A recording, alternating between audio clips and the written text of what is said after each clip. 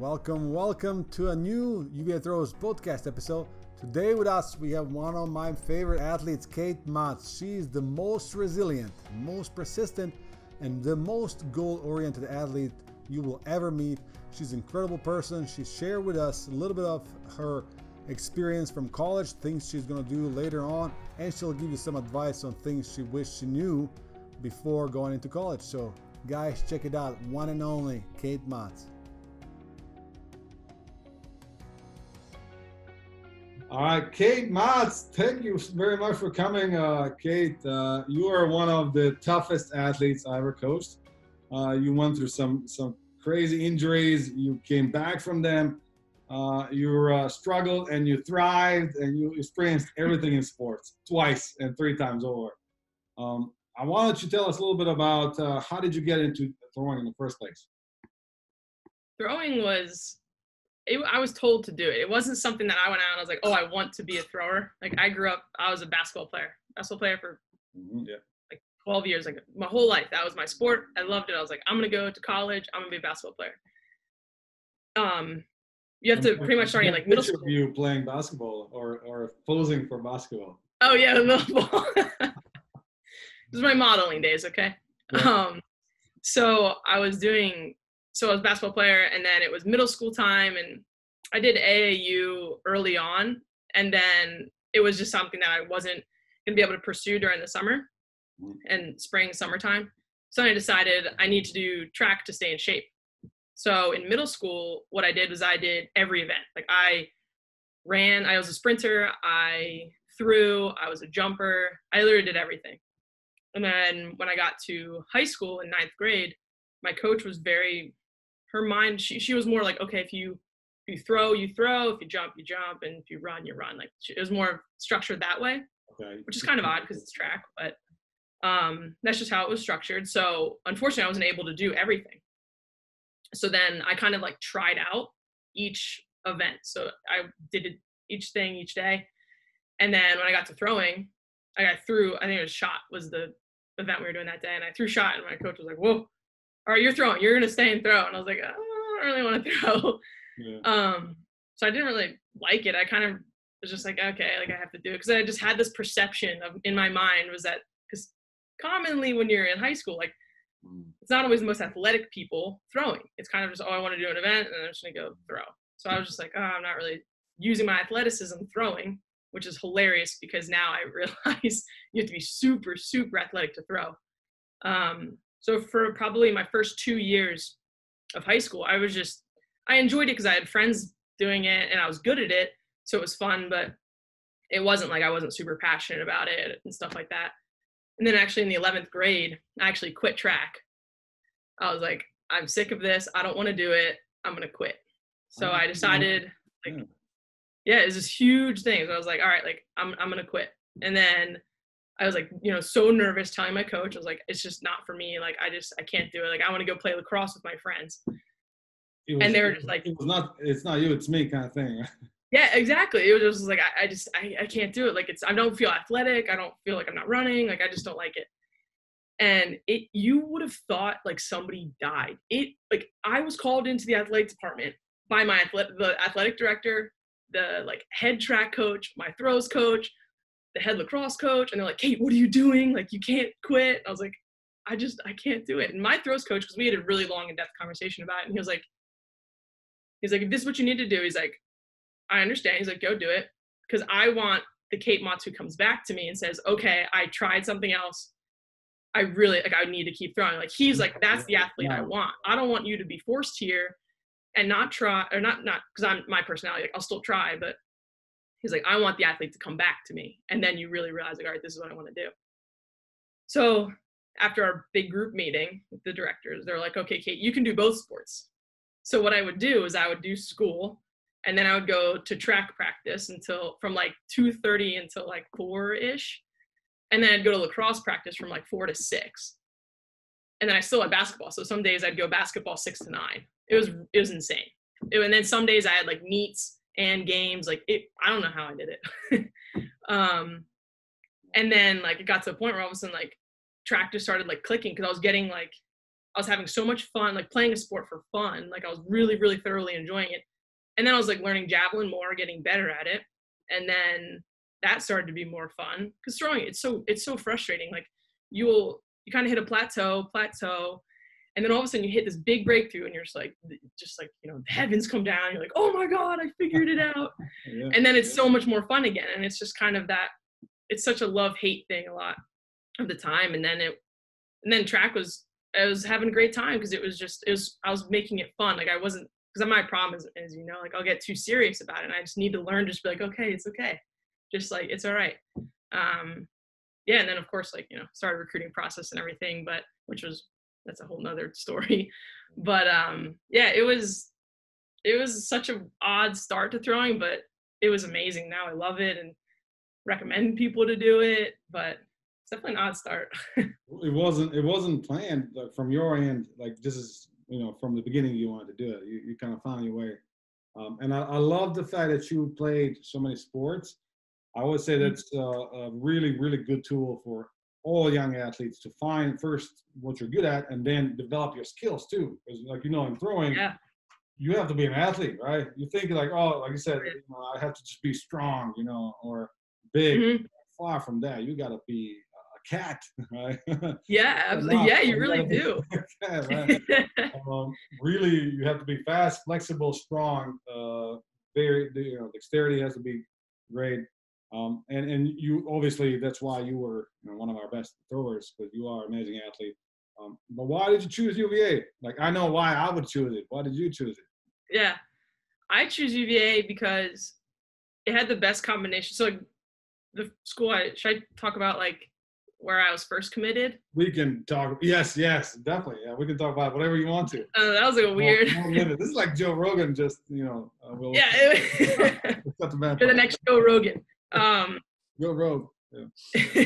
So kind of, it was when I was in high school. The school I was first committed to was University of New Orleans because I was really interested in the coach. It was Ty Saban.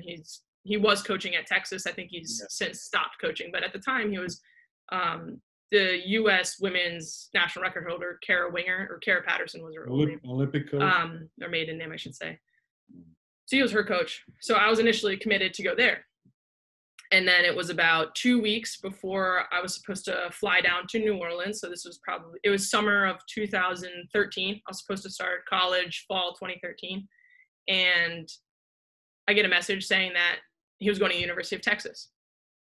And my heart sank. I was like, I was going to college. I mean, you're not supposed to say that, but I was going to college for this team. Like we were building, like we had so many athletes coming in. It was going to be awesome. This great group of athletes to train with, because that's what I was really seeking. And so that was my first mindset when I was going to college, was I'm going to college for track. Like this is what I'm going for. And I didn't really, I guess, see the advantage to going to a different university. I was just like, for the actual academic and other side, like I knew I wasn't going to go to a terrible school, but really I was like, all right, if they're all good schools, really what's the major difference? So then when I found out he was leaving, I needed to reassess everything, because now I didn't want to go to New Orleans. There's no reason for me to go. I was like, I don't want to go there. Everyone's leaving. No one's going to go. So I got to. Yeah. I was on a camping trip. All the recruiting process in 2 weeks now. Yes. Yeah. So it was really stressful. So I got a complete release. So I was on a camping trip when I got the email. It's like a Friday night, Saturday I got it. Monday I got back. I was like calling the college. I was like, the coach was like, I need a complete release. Like, please release me. I'm not going to come. So as long as I didn't go to a college within their conference, I was okay. I had the full release.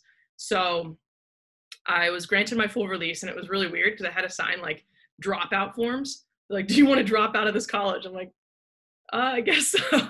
I don't want to be a college dropout before even going to college, right? Yeah, it was like, this is a big moment in my life. I'm dropping out of college before I even go. I didn't start, yeah. Yeah, I didn't even start. So then I was kind of left with this decision because I had 2 weeks. And actually one of the other athletes, because just about everybody got a complete release. Yeah. He ended up going to Tulane, but he was able to do it within 2 weeks, which I was just amazed with how he did that. But I chose to take the fall semester off of college. So I didn't go to college in that fall, and I just redid my recruiting process. So then it was essentially me recontacting schools and saying, hey, remember me? I'm actually available now. Can we restart this process? So I pretty much narrowed it down just between Penn State and UVA. And so I, came back down on some visits, and I went down, met with Coach Wilson, Abby Karen was there, Brittany Bostwick. I met everybody. And I was just there, and I fell in love with it. It was the perfect environment it was extremely competitive athletics and competitive academics. And then the social atmosphere was so supportive, but it was also competitive, which is something I like. And I think that's the beauty of UVA, which unfortunately I think for some people it kind of does turn into like a sink or swim scenario, but it's an environment where it's so competitive that it really brings out the best in you, because that if you're, let's say if it's school related, if you're not studying and you're not working your butt off, somebody else is, and then they're going to beat you there, or you're going to fail your test because it's a really difficult test and things like that. But then also at the same time, you could reach out and be like, hey, can you help me with this? And everybody will drop what they're doing and they'll help in a heartbeat. But it's definitely it's a fast-paced environment there, which is something I really enjoy. And it's competitive, but it's very supportive. So it's this really cool dynamic, I think, at UVA. That's just what I loved about it. And then our team and coaching staff, it was hard to say no. It was perfect. So it was that. Remember, it was end of January, or no, end of November is when I officially was able to make my commitment to UVA, because then I got accepted and everything paperwork and stuff was able to go through. So then I started that J term. I drove down in early January. I like that you say, well, you're not supposed to say it, but you are supposed to say it. You are finding an environment for you that is your coach, that is your teammates, and is academics as well, right? So yeah. If one of those reasons change, you should definitely reconsider. You're gonna spend 2-3 hours a day with your coach, an extra 2-3 hours a day, so maybe 6 hours a day with your teammates. That's a lot of time to spend with somebody you don't like, right? Oh, it's a long time. Right? And then years of it. It's not even. And for me, I did my bachelor's and master's. I was there for 5.5 years. You were there more than I was. Yeah, I did 2 victory laps. Yeah. It definitely defines you. It defines who you are, and we went to the same program, right? Exercise physiology. Yeah. Man, it is competitive, and they will make you, like you say, sink or swing. Or swing. Yeah. I definitely felt that too, and I like the fact that there's, like you said, people that will help you. They don't want you to be, eaten by crocodiles or whoever else. Yeah. Right? You're a herd moving forward, and if you're trailing behind, they'll pick you up. Like, let's go, right? So and that's scary. I think it's so scary. It makes you, it prepares you, right? Prepares you well for real life. Absolutely, because you want to be surrounding yourself by people who are going to push you. You don't want to surround yourself by people who are just going to sit back and relax and which is a fine thing. Like, you're able to do that, but I think most of the personalities of our teammates, competitive athletes, as well as just other students at UVA, everybody's mindset's that I want to constantly improve and I want to be the best that I can. And you want to surround yourself by people who do that, because if you're not being pushed or you're not changing in any way, you're not growing. And you always want to be able to progress and be the best possible version of yourself. And the way you did it too, it's incredible. Thanks. It was quite the path. We'll come to your injury soon. But we're into college, right? So we're talking about how competitive it is, and we do have some people they come in, they come from good high schools, and they come into UVA, and I know it's the case with every good academic university. They think they know what they need to know, but sometimes they get overwhelmed. What are some things that you wish you knew, or what are some things that you did well to prepare yourself for being a student and an athlete, right? So you're full-time athlete, you're full-time student. What are some things that you wish you knew? I think the biggest thing from the start is you need to learn what's really important to study. Because I think sometimes, and like how much time you need to devote to a certain assignment. That's the biggest mistake I see most first years do, is you get all this assignment from your professors, And you might have 3 professors assign you 50 pages of reading each. And then you have, so let's say it's like a liberal arts something. So maybe it's a sociology class that assigns you 75 pages of reading, and then you have like biology that assigns you 20 or something like that. So depending on the course, it's how in depth you need to like extrapolate out that information and how, like, what's super important. And I think sometimes like people get bogged down with needing to read like and analyze every single word. Like my bachelor's is actually sociology, and social professors would probably be mad, but you're not supposed to like I think if you have your 1 week and you're sitting there and you're just like analyzing in depth all of this sociology stuff, you're having hundreds and hundreds of pages, because they're always going to do that. That's the nature of that degree or those courses.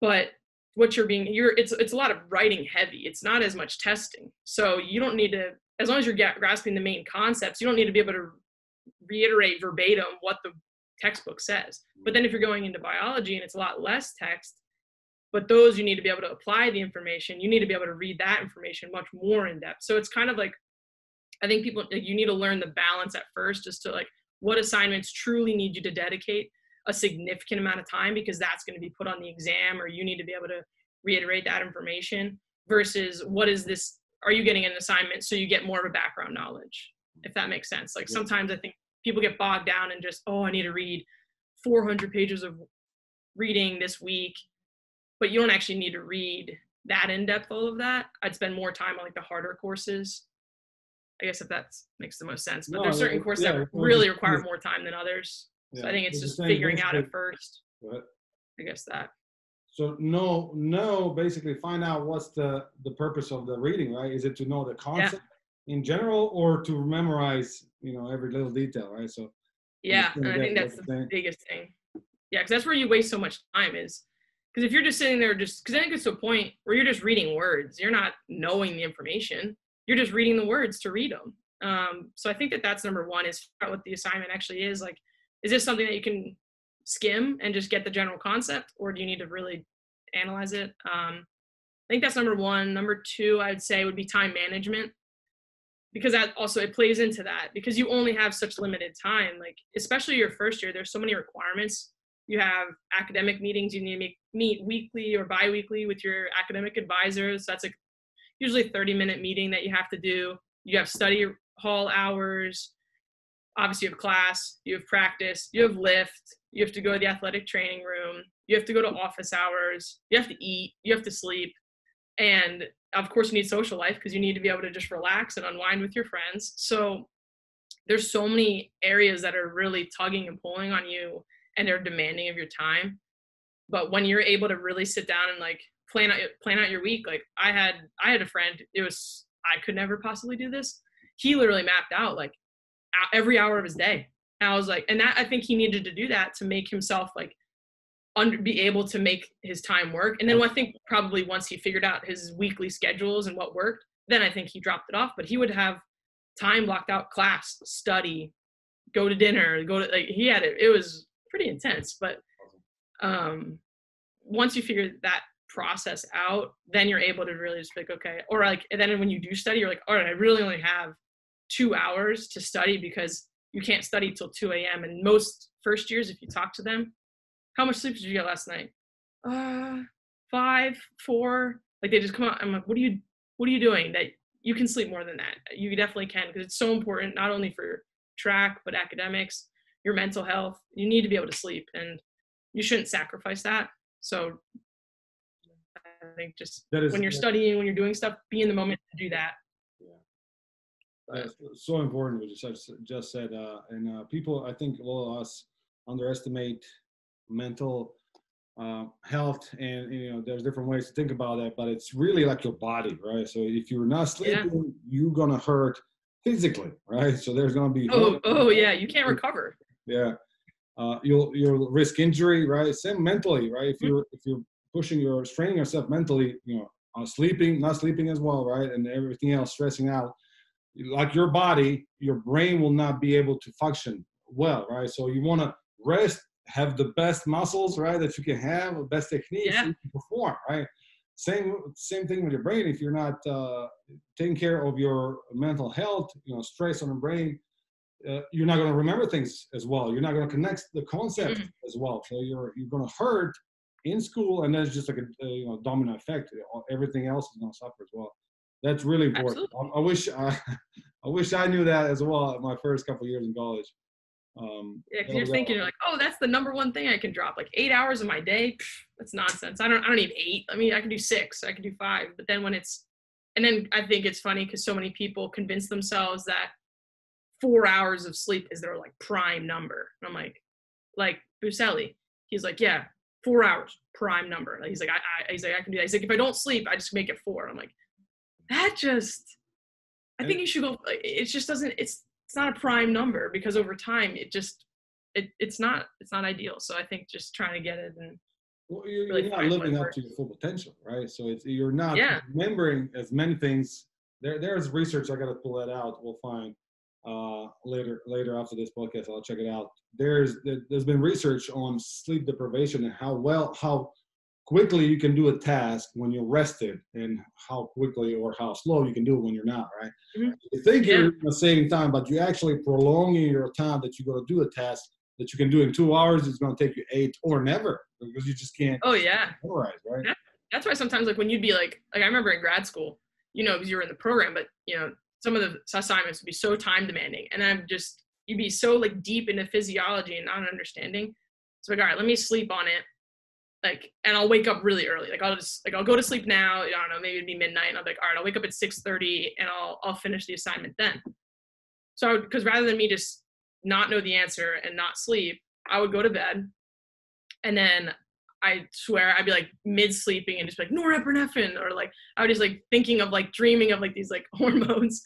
But then I'd wake up and I'd look back at my assignment and I'd be like, oh my gosh, I'm an idiot. Why was I struggling with this? And I would just knock it out right away, and I'd finish it super fast, and I'd be able to submit it and have no issues. It's amazing to me that some people actually can do that. They can figure out things in their sleep. My wife, she does that well. When she's sleeping, she's thinking about problems and solving them. My dreams are not that organized, but it's a good one. Yeah, some people say sleep on it, right? It does give you good rest, and there's all research showing that your brain can, again, function faster and remember more. But some people actually can think during their sleep. It's incredible. It's incredible. Yeah, it's like have you heard of like shower thoughts? It's like sleep thoughts, but yeah. My dreams are not. It's usually me cooking some weird stuff or some mundane work, never solving equations. No, it's so important to organize. I like your friend that he had that schedule. I think that's way better. Be way organized, more organized that you need to, than not be organized as well. So like you said, you can drop things along the way, but you can just be knocked out. We have the athletes, your teammates, that took them a semester, 2 semesters, sometimes more, to get back on their feet, right? And they ended up well. They were fine. They graduated with good grades. But sometimes, you don't want to. It's better to be more prepared than less, right? Oh yeah, it stressed me out looking at his schedule, but like I know that's how some people, especially depending on what environment you came from, because high school is so structured. Like in high school, it's all right. You're in history from this time. Like you're in school all day, and like it's just much more structured. That's another thing for like first years and students is like study during the day between classes. That's so much time that people waste. They'll just be like, oh, I have 45 minutes till my next class. I'm just gonna go on Instagram or fool around on my computer. Study, get an assignment done. You don't want to waste that 45 minutes. Like you're already in the school mode. Like why would you go out of the school mode to go back into class? And now you have to get your mind back on track. So it's just do assignments then and then keep it going. I love that. It's almost like you're training, you're practicing, and then you have this 45-minute break, then you're gonna practice again. Why? Yeah. Right? Like if you can avoid that, then while you warm up, it doesn't make sense. with your workout, right? Like I'm not gonna just take a 45-minute break in the middle of my workout. Like, and then you have to warm up again, right? And you get you have to work. Yeah. That's something I didn't do. I wish I did that in college. Yeah. Think about it, right? You have 45 minutes, let's say, every day. in between classes. So that's 5 times. You have almost, 4 hours, whatever it is. My math is not on point. Yeah. But that adds up over a couple of weeks. That's a lot of hours of studying. Oh, it's a ton. Yeah. Especially some classes, they're only like, if you do 1 hour a day of that class, that's enough work for the week. Boom, that's one of your stuff that's done. You just do that during that time, and you don't have to think about it. No, it's amazing what you can do when you organize yourself well, and this is true in undergraduate degree, especially in graduate studies. Yeah. Man, they push you to the limits there. There was points with Dr. Wellman, I was just Art. I don't know where I'm at. There'd be times I'm like sitting there, they're like, "Oh yeah, you learned this in biochemistry." I was like, "The last time I took chem was in 11th grade." I was like, "I don't know this." And he was amazing too. Art, he's a genius. Dean? What's his? Yeah, he's the dean of kinesiology. Kinesiology, yeah. Yeah, that man, incredible. He could cite a research paper how you're supposed to write it, right? Introduction, Yep. Research. He's just like, I don't understand how you guys don't know it. This is how you do it. He's just like, what did you just say? No, you can't convert APA formatting in your head. What? Like. Yeah. No. Yeah. It was what I'm seeing, but yeah, they push you, right? So it's same as in training, like you got to push and it's really true. I noticed this later years in my college career. When I would come back from the summer, I will have a hard time getting back into swing of things or reading. Like you said, sociology, right? You got reading. I was political economy. It would take me a couple of weeks to be like, oh my God, that's 40 pages a day. Like, there's no way I can do this, right? Yeah. Oh yeah.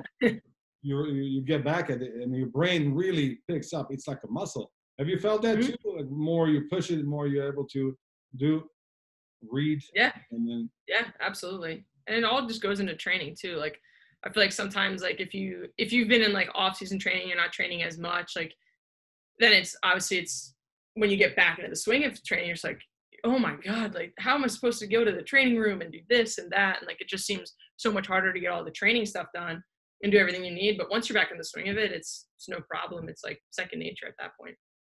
So this is my question now. Being a student is really hard. Being an athlete is really hard. And you guys are students and athletes. So how was your day during a regular day? How did you figure things out to organize yourself, to study? When did you eat? When did you practice? What helped you? How did you survive? And then not just survive, you thrived. You did really well. Yeah, I tried to thrive. I guess I can go through a day, but honestly, I forget my schedule that was at UVA for a while. So I can give you my like grad school schedule because that's most recent memory. So for example, like how one of my days was structured in grad school was, so I was a GA for men's basketball. So I was a strength and conditioning coach as well as student athlete and grad student. Yeah. So it was pretty busy. But what I would do is I woke up at 4:45, had to be at basketball by 5:30. I was coaching from 5:30 until roughly, it was around 10 a.m. Yeah, it was right around 10. So right then 10. So I was coaching from that period. And then I had to go to, I think at that point I went to the training room, for 45 minutes to an hour. Then I went to class until, what was that? That was 11 to I think 12:15 to, I think I had a 2-hour block or something like that. I think that's when I practiced. Yeah, so then I went to practice. So after class, went straight to practice. And then after practice, I went back to class until about 4:45, went to class. After class, I had to go back over to basketball, coach at basketball from 5-ish until 7-ish, 7:30. And then I went home, ate dinner, studied, and went to bed by 9:30, 10, because I had to be up at 4:45. So it was like my day was super packed, clearly. But I think just like the way I was able to like do it was because I was able to just do what I needed to do at the time. Like when I was coaching, all I was thinking about was coaching and learning and being the best that I possibly could. And then when I went to the training room, I was thinking about that. Like I think sometimes when you're at practice and you're thinking about school or you're thinking about work or your friends or something, then you get distracted. You're not actually on task, and then you're not actually getting done what you need to do in the moment. So I think by trying to be able to focus and do what I need to, and then on weekends, that's when I would hang out with my friends and relax and stuff like that. So I'd like work my butt off during the week, and then weekends is when I was able to go hang out with my friends, go out to dinner or something like that, and unwind that way. Of course, with roommates and stuff, you're able to Be a unwind. normal person, right? Like to get some social life, not be a robot. Yeah. Yeah. You turn into this robot, but I felt like it was funny. I was definitely busier my grad school years. I was 1,000% busier than I was my first year, just because of my commitments coaching, in addition to being a student athlete. But I felt in so much more control in grad school. I felt in control of my day, and I felt like I was thoroughly enjoying everything I was doing. I was like, I couldn't be happy. This is amazing. Like I was really busy, but it was so fun. I loved it. I was doing stuff that I love to do. Practice was going great. I was coming back from Tommy John. So I was just like, I was super motivated in practice, because I was like, all right, like I only have 1 year. That's it. I have to be on the 10-month side, because Tommy John will get into it probably, but is a 10 to 18 month recovery. And I was like, I got to be at 10 months. I don't have time for 18. So I was like super motivated to do the best I could. And then I was able to apply stuff from class and work. So I was just doing what I needed to do at the time. But it was fun. Yeah, I wouldn't have changed a thing. It was awesome. I loved it. I don't know how you did it. It was so. I remember we were talking about. Oh no, your audio went out. When can we lift? Right, you're gonna do some lifts in the basketball gym, right? On your Yeah, own. that was able to help me out a lot when I lifted over there sometimes. Yeah, it was just, but it was doable, right? It was. You did it well, and you know you had a great experience with all that, and accomplished a lot with those things. And most of all, I mean, you were around our basketball program at the historic time. This is the best team in history of UVA. They won NCAAs. How did that feel for you personally, right? Because you were part of that. Yeah, that was awesome. It was amazing to see just there, because I really was starting with them full time. So because in grad school I was with them. So in 2017 to 2018, 2017 in the fall, I was with them. I was doing like a internship because I had to do it for grad school. And then I started back up with them in the summer after the UMBC loss. So I was really there from the time I started with them in June all the way through when we won. So to be able to just see that entire process and just see how much work they put in, it was just like, I really knew I was telling everybody, all right, as soon as we win the first game of the tournament, we had to beat Garnet Webb. I was like, as soon as we win this, we're winning the tournament, hands down. Like we're winning it. Like I know it. We just like the toughest game is that first game. Once we're through it, done, game over, we're winning. And that's exactly what happened, because it was just, it was awesome because they worked so hard. Like them winning was by no mistake. They worked their butts off. Like their system it functions so efficiently. They're just so hardworking. They did such a great job, and to be a part of it and just see them and be a part of that in every day in and out, it was awesome. I was so happy for them. It was great. It's incredible. And I mean, whole university there was just, and they're still defending champions, right? So yeah, we technically are. And then I'm excited for next year. Oh man, next year's gonna be great. But yeah, we're still defending champs. Hopefully, we'll come back, win it again next year, and go 3 years in a row. That'll be incredible. But yeah, you got to experience that during your time at UVA, which is something that nobody has experienced, right? 200 years of university. People they don't hit that, but you were here, you were a student, you were part of it, we were friends, you were athletes, you helped them out, right? You were part of that story. That's really incredible, Cait. I envy you for that. I'm jealous. I was there, I mean around, but I'm jealous. Hey, well, you helped me be able to do it. You, the other coaches, teammates were full reason why I was allowed to be able to do that.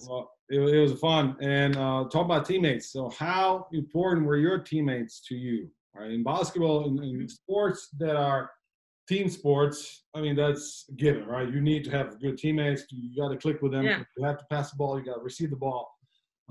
In track and field, you don't really necessarily, how will I put this? You're not affected as much, your performance as much by your teammates, but it still is, right? That environment, you were around some incredible throwers and runners and jumpers.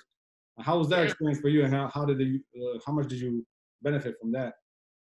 Oh, teammates are everything. And that's the thing. So many times people with track, they're like, oh, it's not a team sport.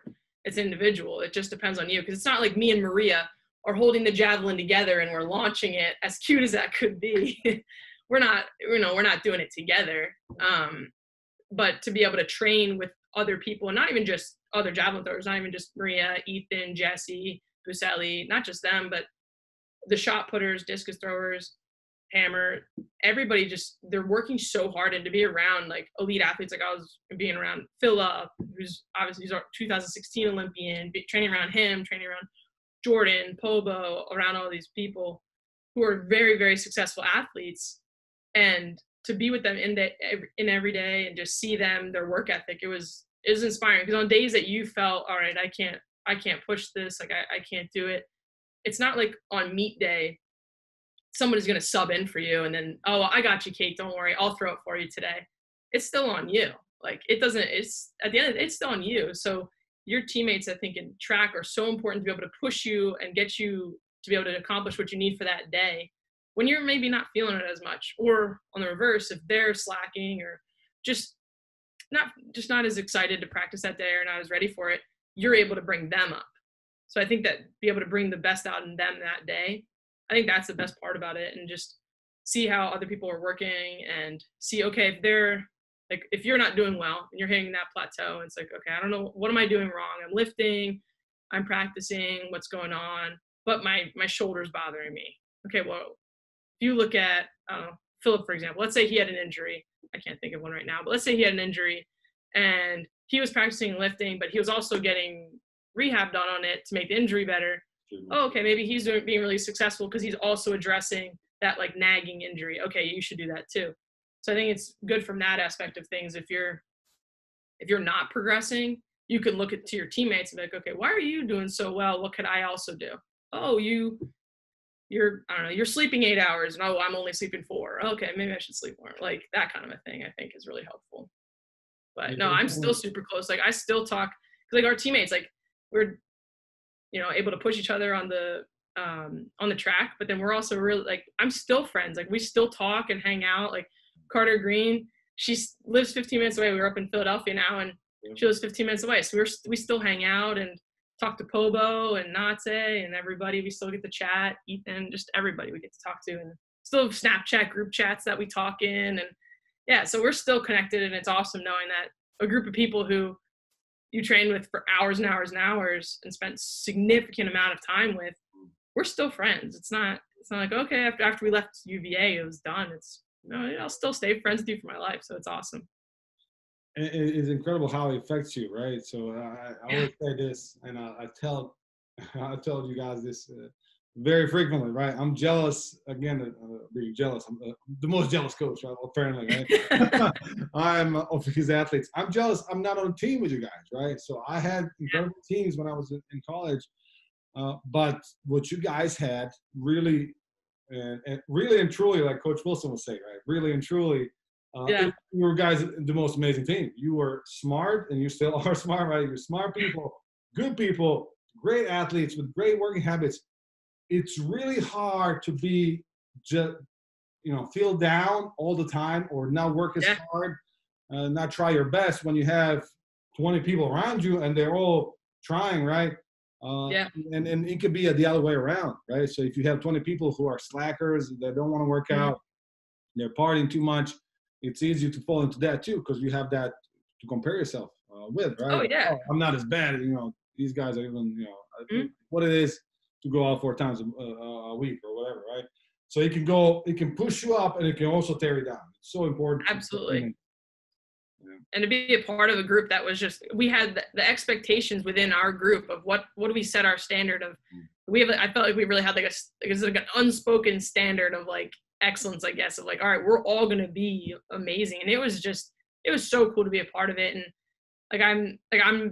I'll throw for fun post collegiately more than anything, but like I have like several friends from the team, like they're still competing competitively, and to be able to see them, and like I'm so excited for next summer, like who's gonna make it, like I can't wait to just watch them succeed and hopefully like, oh, that's my friend, look at him throwing, he's in the Olympics. Like it's just awesome, and just it was such a cool thing to be a part of that group. We were the best throws team in the country. There, I said it. Like, I mean, it was just awesome. It was such a great experience, and couldn't be more thankful for it.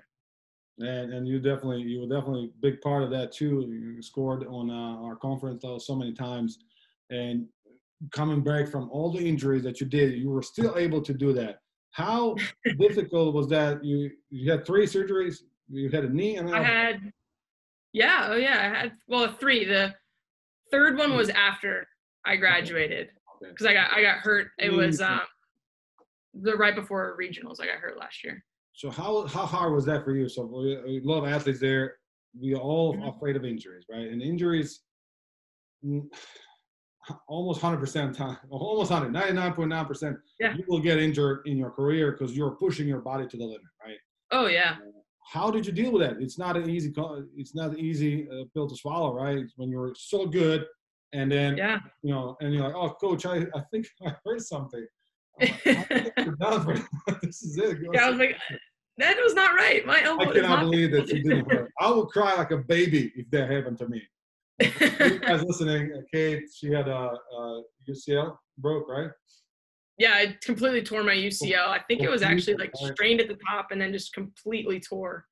Snapped. In this moment, she did not blink an eye. She was just like, Coach, I think I heard something. I'm like, what did you hear? Like, oh, something here. I'm like, that's not good. Are you not hurting? Like, no, it's just like, you're done. Complete tear, you didn't feel it. I mean, that's just being a beast.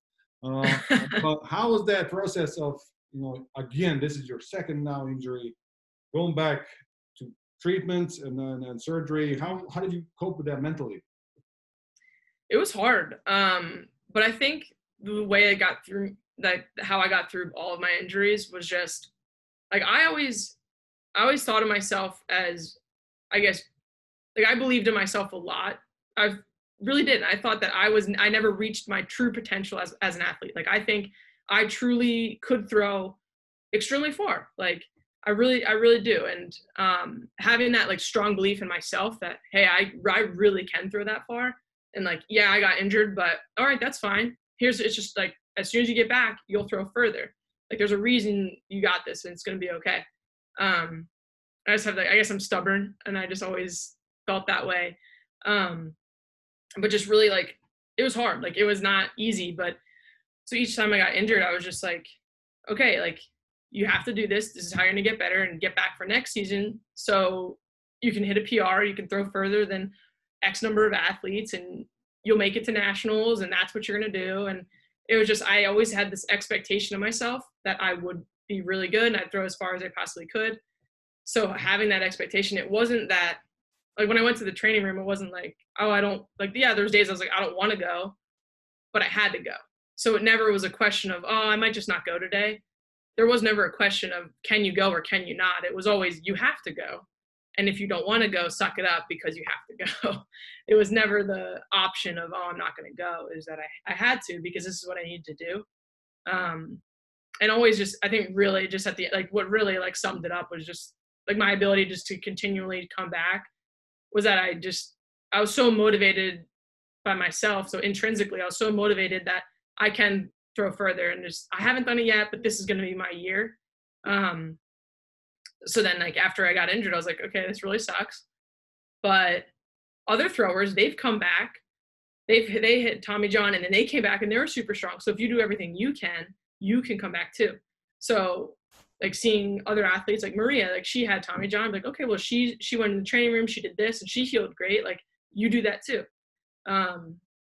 So it was definitely that. I had one, was teammates helping me. The teammates were extremely helpful.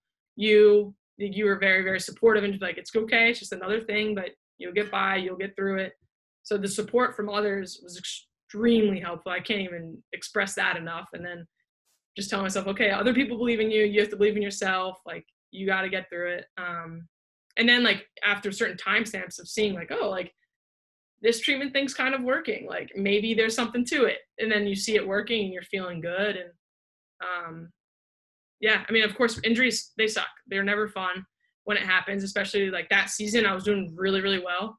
I thought I was going to just, like, I knew I had a huge throw in store. Like, I was just ready to hit a bomb, and Cooking. It was cooking already. and then I was throwing, and all of a sudden I just heard a pop, and I was like, that's not good. And I knew, like, immediately, I was like, that's not good. Yeah, no, I remember when it happened. I was heartbroken, and I couldn't even imagine what you felt. But what I knew is that you've been there before, and I knew you're gonna do everything that you need to get better. And like you said, there has been. Luckily, we have great surgeons, right? At what's his name, Dr. Chicha. Dr. Shabra, he was the one who did my elbow, and he did great. I mean, it was. I healed fantastic, but yeah. I never worked harder in my life for something. Like I was super dedicated. Like I was like, okay, you need to eat well, you need to treat your body, you need to sleep. Like it was so challenging, but I knew I needed to do those things, and I was like, this has to happen. But I never worked harder. So that was why it was so rewarding coming back. That was last spring, because I was like, I have to make it to this. Like I have to throw the season, otherwise I'm not, like, I won't have, like, that's my last shot. At that point I would have hit 6 years. There's no 7 years. There's no, there is now. There's nothing left. There is now, but yeah, there wasn't. Yeah, it wasn't before, but so Sam Young, I guess, is gonna. Oh no, he's at 6. I don't know who's gonna be at 7, but Maria, she got one more. Oh yeah, Maria's got 6 or 7. Yeah, she's now she beat me on the grandma status, but. Yeah, I think so. Right?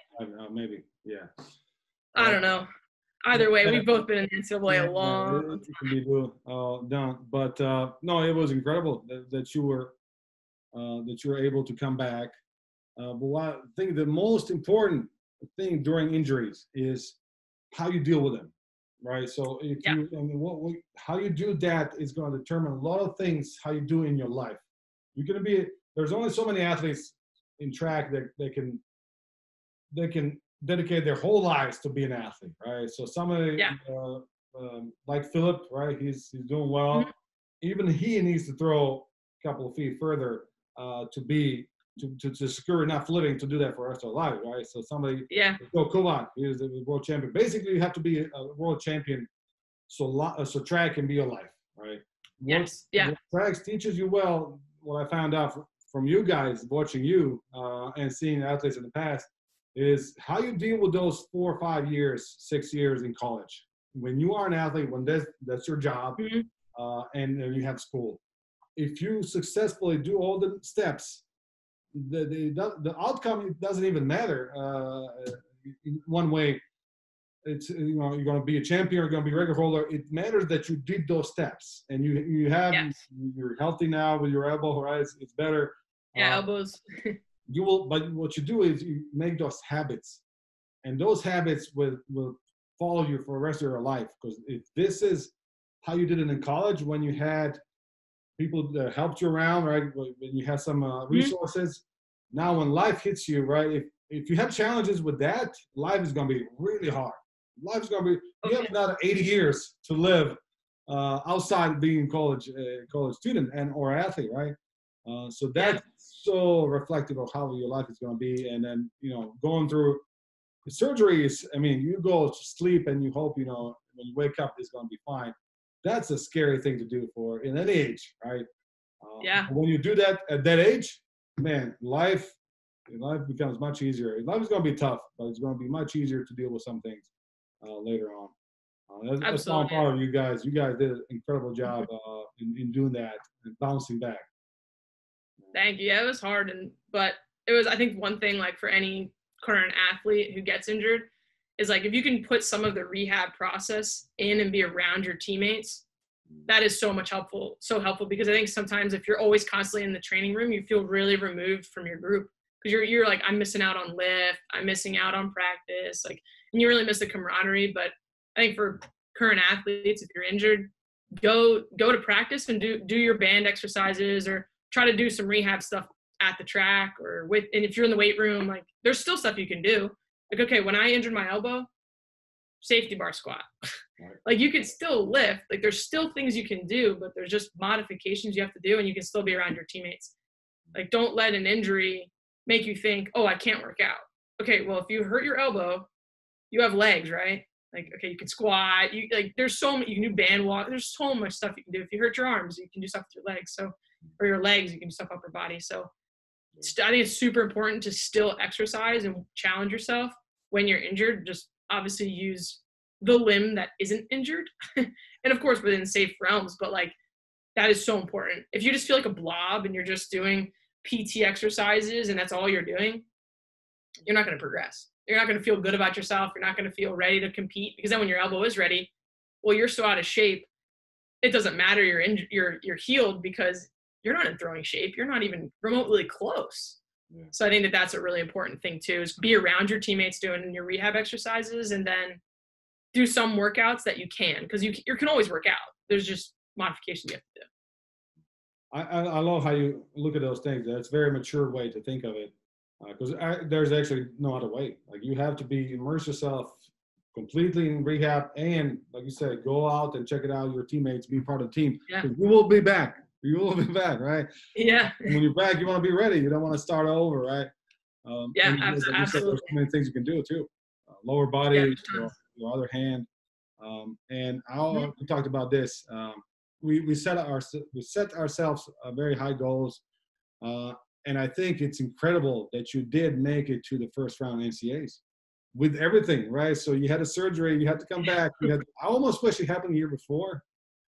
Oh, I wish it did too. I did too. Like, I look back, I'm like, oh, that would have been great if that happened before, because I would have been just like, I would have just thrown awesome. I would have felt awesome. And technically, maybe I'll pick up a jab for fun again, and I'll hit my shot. Yeah. No, but it's like I said, it's what you do with that time, and you have to do the best that you can, knowledge-wise and time-wise at that time, and that's how you gotta approach the whole life, right?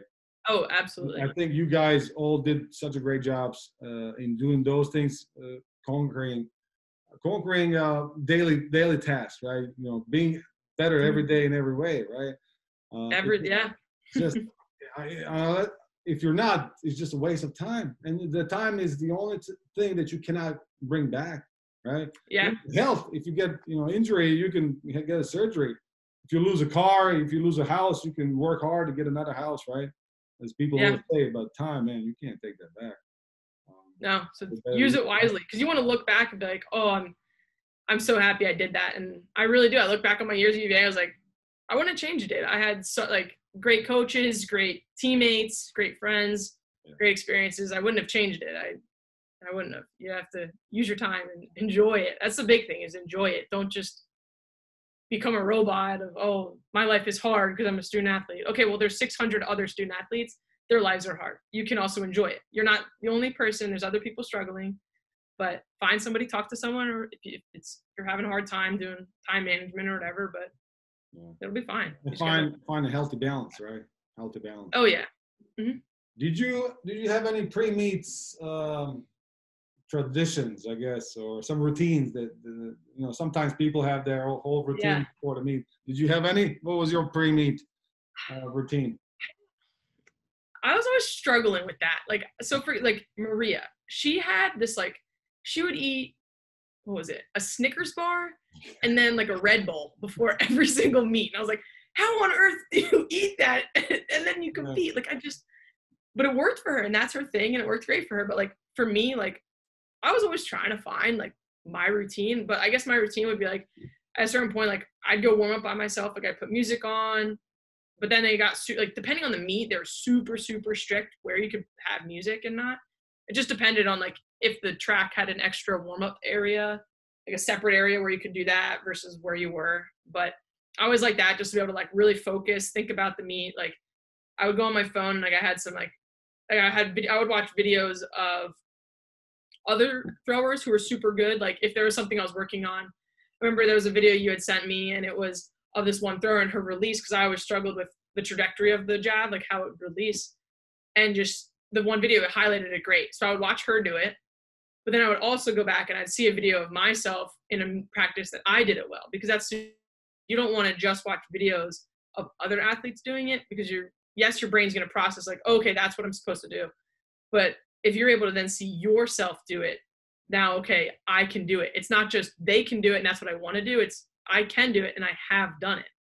So it becomes there's less pressure on that specific meet. Okay, I want to hit this technical aspect of my throw. It's oh, I know I can do it because I've done it. And then there's more confidence too.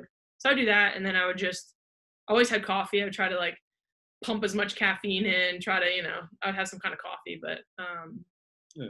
I didn't have, like, some people are super ritualistic. Like, I need to eat. I remember Abby Karen, she had to have, I think it was like a chicken Caesar salad, like before like every meet or something like that. And I remember like certain meets, like Coach Wilson would have to go and like, okay, we need to get this specific thing. But like, I never had specific. I would drink coffee first, and then I would just do a couple stuff, but it wasn't anything super. Right. You got to find what works for you, right? Like you might not. Yeah. Sometimes, well, all the time, it's better not to have something very structured, because unless you have that, there's a situation you don't have that, and then you're like, oh my God, I don't have the Snickers that I like, right? Yeah. They don't have this Snickers, then I can't throw, but. You got to make sure you have all those things, right? But sometimes it's better not to have strict routine. Mm-hmm. So just when the situation comes, that things vary, that you might not have that, or not might have time. Something the meet might be delayed, right? So now, like, oh, I ate 3 hours, but now it's going to be 4 hours. What do I do, right? You have to be flexible with those things. That was the hardest thing, especially I remember Virginia Challenge would always get rain, because the Jav group, the women Jav, we would always be late on Saturday, and it always rained late Saturday. And I remember there's one meet, I think I was throwing at like 10:30 or 11 o'clock at night, and I was like, how on earth do you get like, you did well up? You did well. This is crazy. I was like, this is so late. It was fun, but it's like your whole day your routine gets messed up. You have to be able to adapt. But I do think there is value in having a routine, because then when your meets like routine, like if it gets delayed, then like there's other stressors coming into play that you might not even recognize, but your body's going to recognize, because to your body, stress is stress. Like, it's not going to actually determine what the difference is of that stress.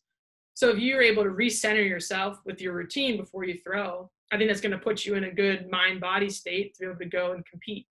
So I think there's definitely value to it. It's just find what it is, and we're not try to control too much, because then if something does change, and then it's like, oh no, like I now have to drink 3 Red Bulls because the meet has been delayed 3 times, like something like that. I don't know. No, exactly, right. You don't want to you want to have a plan, but you also have a backup plan, right? Or the plan C, plan D, whatever, right? Yeah. Because if situation change, and they often do in the spring, there's always some delays, or flights or change, or whatever, flights of Javelin. Yeah. In the air. There's so many walking things, developing things that you just have to be able to be flexible.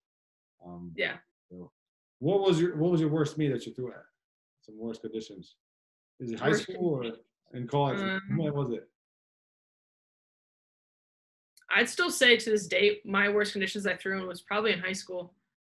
It was my state meet in high school. It was like probably it was like 40 degrees or something. That the one it was in May.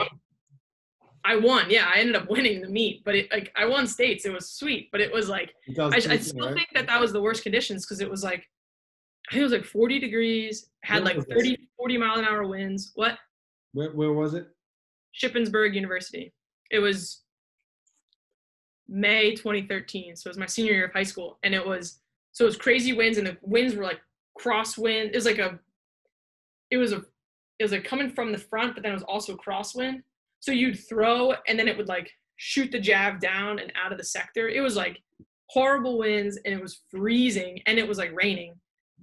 I remember like I was so bummed, because at the time like I threw, and it was like I was trying to break 150. That was my goal in high school, to throw over that, and it hit out of bounds. It hit the box that said 150, because the wind like shot it, and it hit the box. I was like, come on.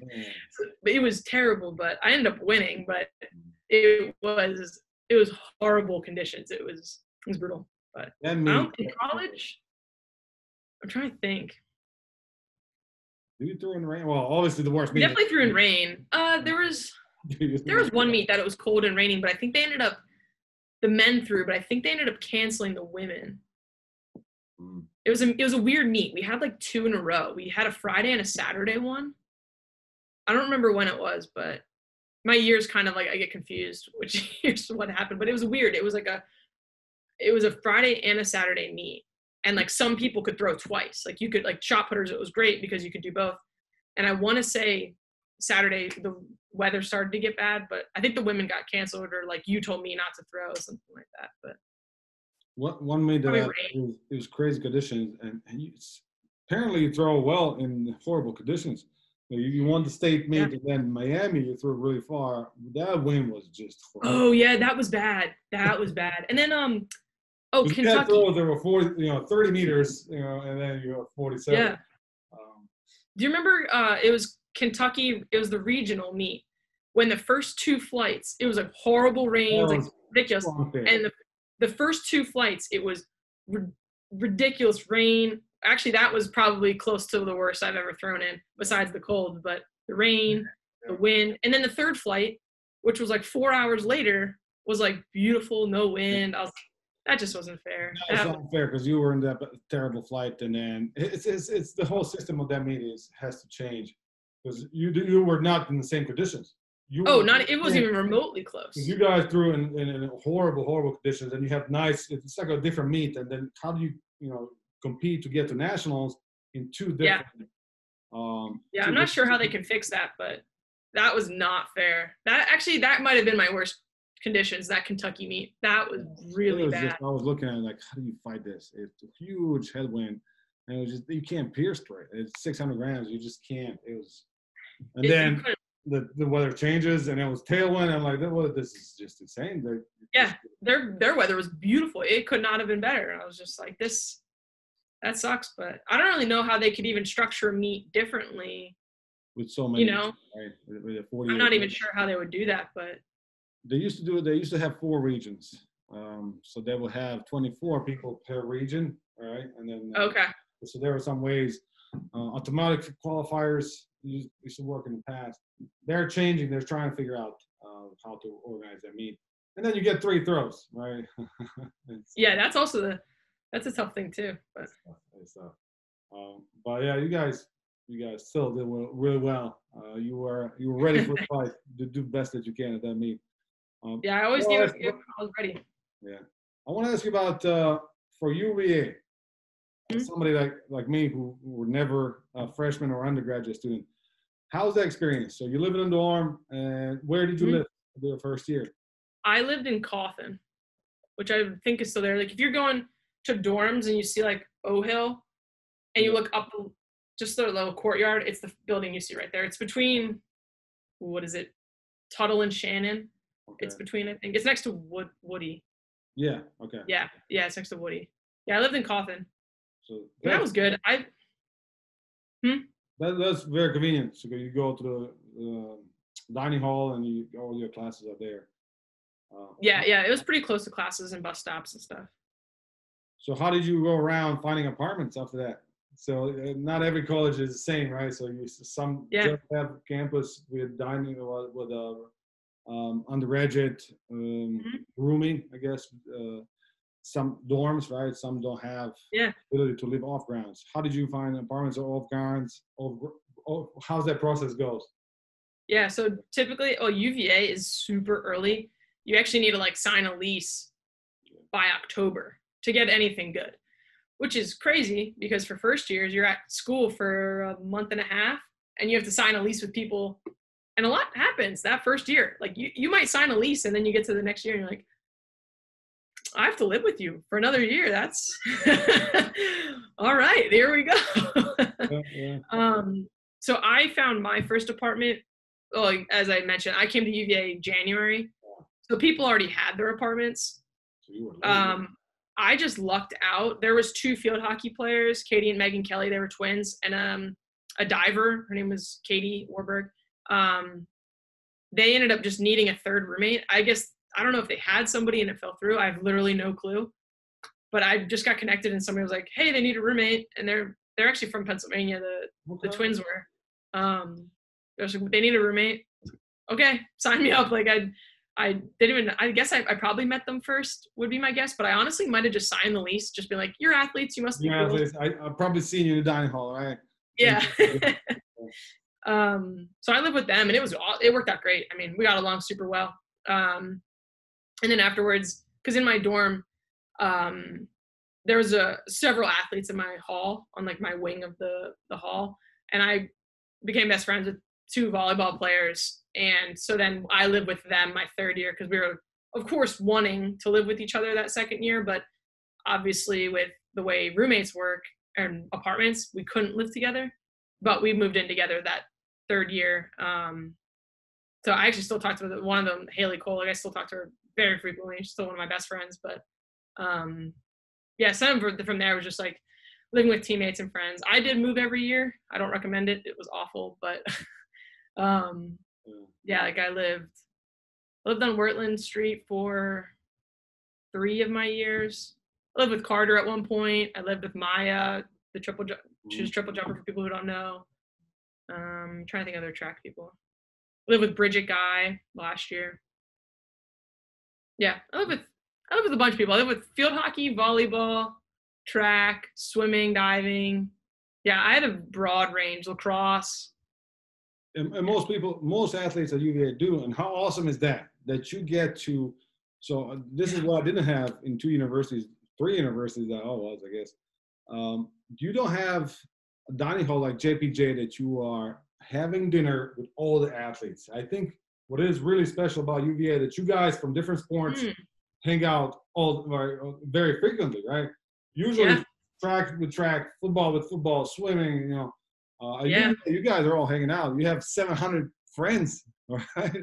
Oh yeah, and that's the best. Like I was friends with so many sports. It was awesome. Like, because then when you're at their games, you're like, that's my friend out there. Yeah. It's legitimately your friend. It's not just like, oh, that's my friend. No, I actually ate dinner with him like almost every day, right? Yeah. So it's pretty cool to build those relationships and see that. Because I have one of my really good friends now. We became friends post-collegiately. She was a javelin thrower at Penn State. Steph Severs. I don't know if you remember her. Yeah. She threw over 50 meters. She was telling me about her experience at Penn State, and then some of them, like she was saying, it was like sometimes you'd mix, but it was definitely like much more you'd kind of hang out with your team. But that was one thing too, like as to why I picked UVA that was a big draw for me, was that I was told that you're friends with other sports, because I'm a super social person. Like I'm friends with a bunch of people, so like I love that. But yeah, it was cool. It was awesome getting to be friends with everybody, and then it switches up. Sometimes you're with your teammates too much. You're like, I love you guys, but I need a little break. I need a little break from you, but I love you, but I need a break. No, it's definitely a unique experience. I think every school should have a thing that we have for you guys, JPJ, right, which is our basketball arena, but it's also academic center and dining hall just for athletes. So about 700 of you guys have dinner there, right? Almost every day except 2 days, right? Friday and Saturday. Yeah, JPJ was great. Those guys and girls all the time, right? And when you see them on campus, like, hey, Greg, hey, Helen, know them, right? It's not like, oh, he plays basketball, I don't even know. Or she's on the volleyball team, I don't know what she does. You get to know these 700 people and more, right? So 700 people at a time in 1 year, but you change over 3, 4, 5 years, 6 years. Who knows? JPJ dining was great. It was like such a nice time to be able to like hang with teammates and stuff. It was awesome. I know, a lot of guys hang out with football players. Obviously, strong guys, right? Hang out with strong guys, but also, so it's great to see. It's great to see. This is the time when you really make good connect. Well, this is the time that you spend a lot of time with these student athletes who went through the same things that you're going through, right? So in the same struggle. And they understand how your struggle too, right? So that's unique. And then you have 1,000 people going through that. Yeah. So you were I have a couple more questions for you before I let you go. One is, obviously, you talked about this before. You were almost on a daily basis in a lifting room and training room with basketball team. So you got to hang out with those guys and train those guys for a whole year, a little more than a year. Be part of that amazing process, right? Yeah. So a lot of people think they know what they want to do when they graduate, right? And you did it really well in what you're doing. And I'm sure if you go back to training and being a coach, you'll pick up where you left, and you have an incredible experience. But tell us how was that first year after you graduate that you worked, and you had some, great clients as well. How was that for you? And now you're doing something else, right? So tell us a little bit about that. Yeah, so kind of like, for those who don't know, I got my master's in exercise physiology. I was a graduate assistant strength and conditioning coach. So my plan, well, kind of when I was going into grad school, I was toying with the idea is whether or not I wanted to coach collegiately in strength and conditioning. So that was kind of my first thought. As I was going through it, I loved it. I had a great experience, but it wasn't going to be right for me. It just involves coaching collegiately. You just have to move around a lot. And of course you work really long hours. And it wasn't just conducive to the lifestyle that I personally wanted to live. I value my relationships a lot with friends, family, my fiance. It's cool to say now. We'll talk about that too. Yeah. And like moving around a lot and just that lifestyle wasn't going to fit my happiness of something that I knew I wanted. And that wasn't something that I knew when I first started grad school. Like I didn't know that. I was still deciding what path I wanted. So then it became this thing of like, okay, I want to coach, but I don't want it to be for 12, 14 hours out of my day, because that's what it's a lot of hours. It is so much. And I just knew that personally wasn't right for me. So then I knew, okay, I'm going to do something private sector is probably going to be more my path. So then I went and I was doing some personal training, and in personal training, you needed to do, like, I had to work with more like healthy adults. And I also had some elderly clients, a guy who had like a brain aneurysm. I had to work with him. So I had to work with like super PT related. Like we had to work on just walking patterns and balance, stuff like that. But then I had normal adults, and then I had also high school athletes. So I was training some basketball players. I trained some lacrosse players, hockey. So I had a bunch of different athletes there. And I coached at a middle school, coached athletes. And it was fun, but it was just, again, it was just something that it wasn't right for me. You would coach a couple people in the morning, and then you'd have, 5 hours of your day that you're doing nothing because no one's training. Like you would coach my first client was at 6. So I'd coach from 6 to like on and off coaching till about 10 in the morning. And then I had probably 5 hours of a break, something like that. And then I would start coaching again around 3, sometimes it'd be 4. My last client, I'd be done around 7.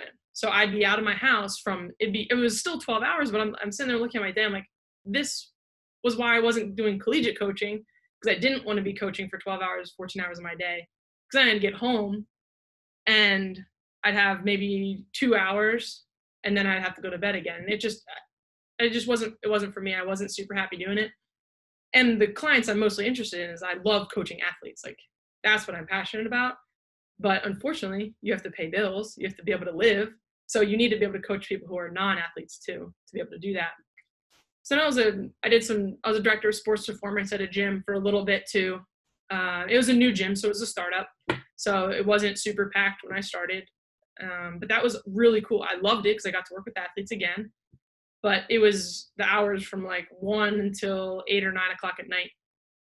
And it was, like my fiance, he works until 5. So when he was done working, I would still be working. So then we both, like, it'd be 9 o'clock by the time. It just didn't work for my life. So then so I knew coaching wasn't going to be for me full time.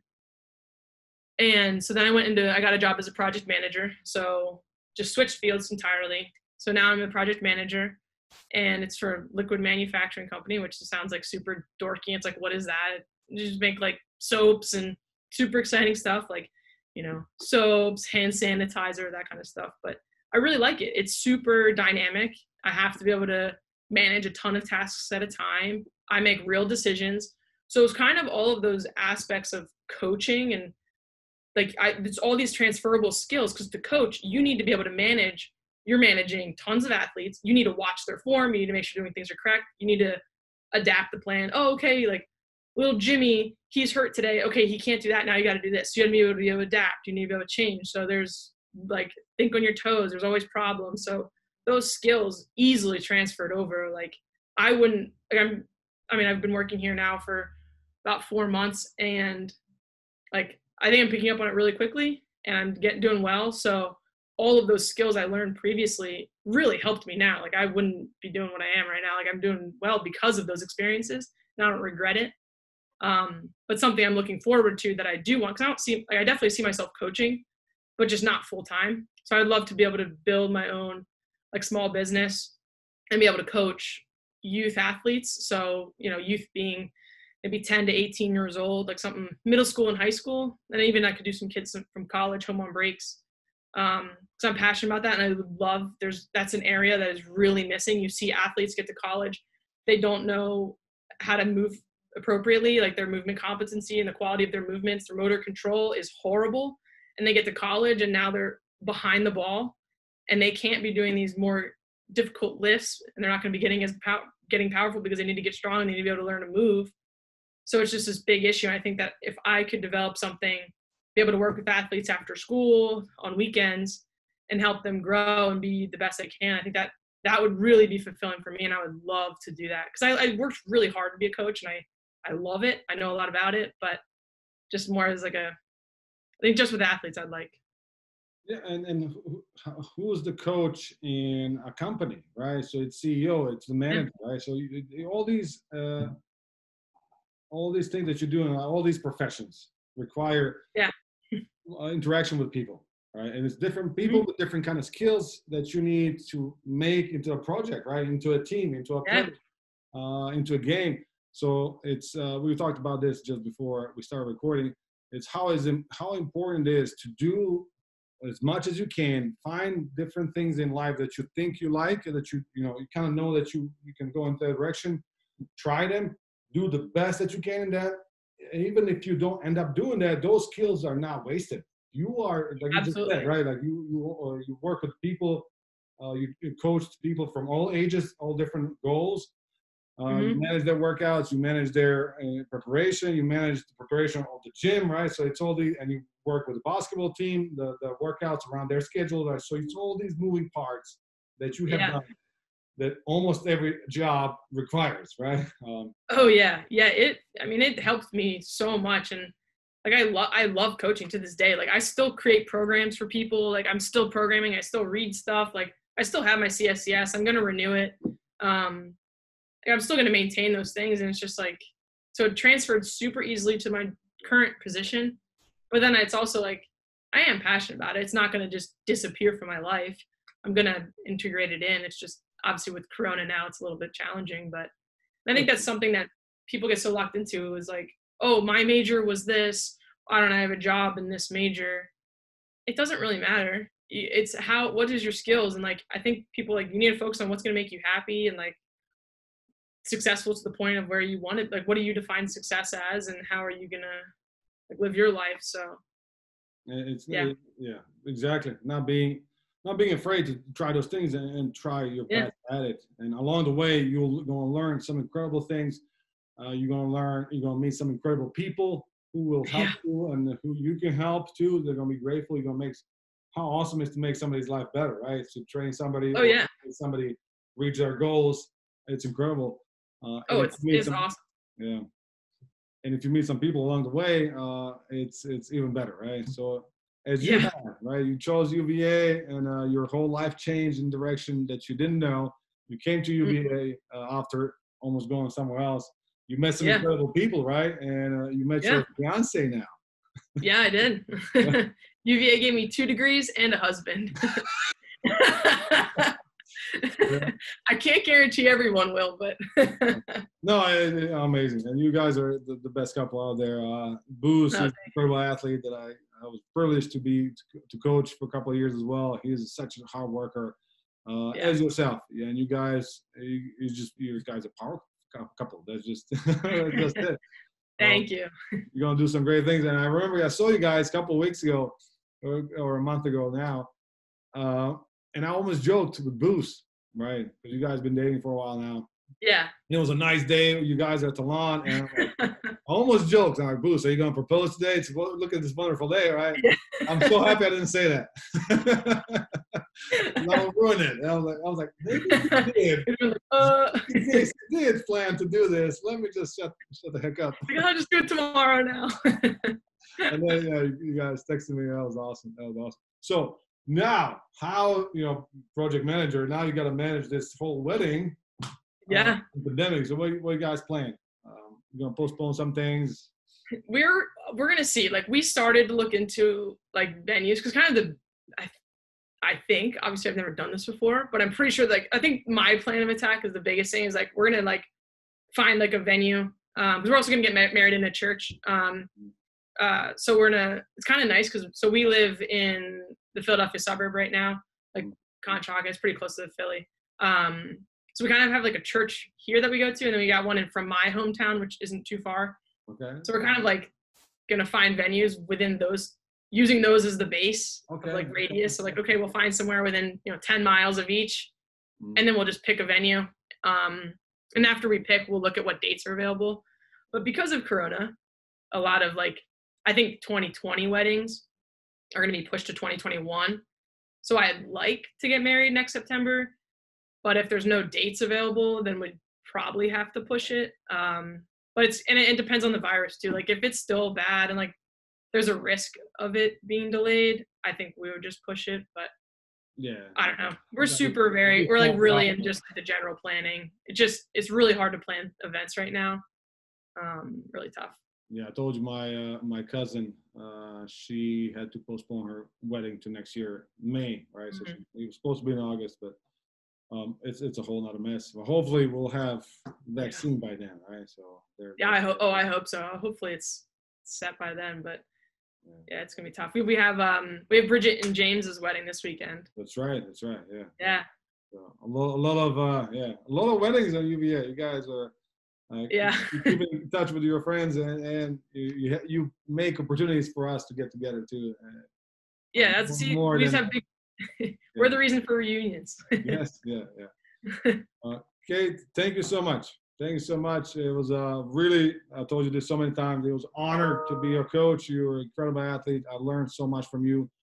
And it just it humbles me to see you guys when you go through issues that you have with injuries and school and everything, right? And you make it through.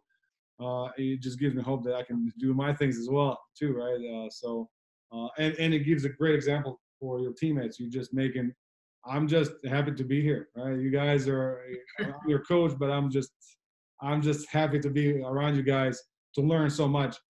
And I'm very blessed to have you guys on the team. Cait, you made some lives better already. You are like a charm. You gotta come back to school maybe for PhD so we can win another championships, right? Yeah, I know. I think I might have to. And then you were a coach there, and it'd be this. So I don't know. I might have to just come back, do that. Yeah. Okay, but thank you so much for having me. You made my year as well as the rest of Dirty Dozen.